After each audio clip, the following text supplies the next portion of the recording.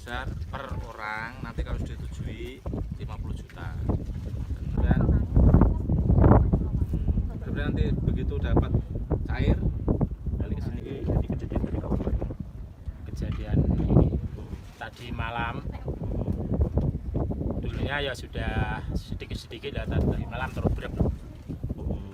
Jam berapa Pak itu sekarang? Jam 12-an. Jam 12-an malam. Ya. Jadi itu angin kencang sama ombak atau? Wah, ombaknya besar sekali ya. Yang pertama roboh apa Pak? Ya atapnya langsung nabrak. Atap. Asli mriki. Mriki omahe kula nggih anu mriki. Kenging. Kenging sepak.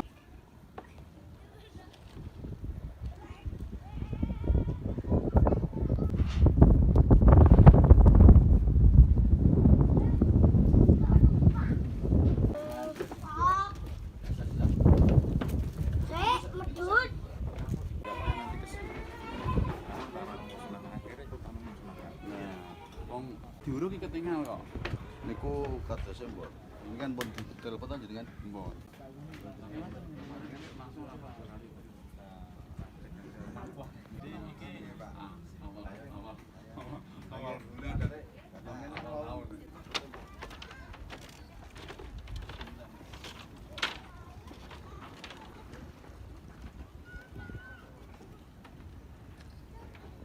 Baik, perlu saya sampaikan bahwa warga kami saat ini kondisi pemukiman karena dengan angin kencang dan gelombang besar sehingga banyak rumah roboh. Saat ini yang sudah kami data 11 rumah roboh dan rusak parah, ada kurang lebih 30-an. Nah, dengan upaya kami beserta Bapak RT berangkat ini Bapak Komisaris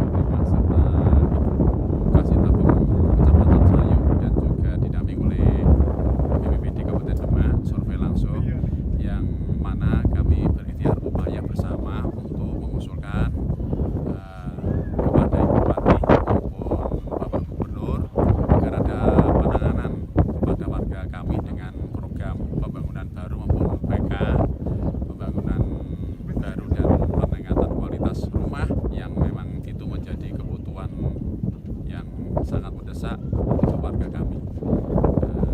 Harapan kami hal ini dapat berkesinambungan bantuan-bantuan yang kepada warga tersebut.